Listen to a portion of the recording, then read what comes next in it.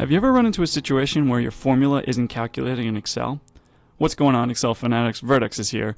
One possible reason for this, if you ever find yourself where nothing is solving, right? So say in this situation, I have a table here. These three columns each have formulas in them. So what I'll do, I'm going to highlight all of them and just drag down. And notice that none of the numbers are changing, even though they have formulas in them.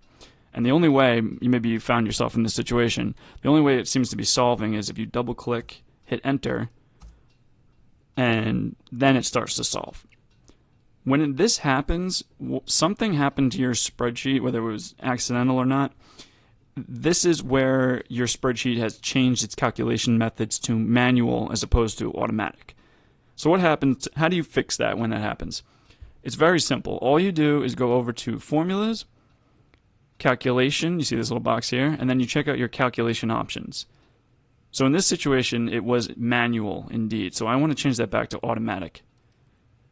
And as you can see, it actually goes ahead and right away updates the remaining cells to their appropriate answers.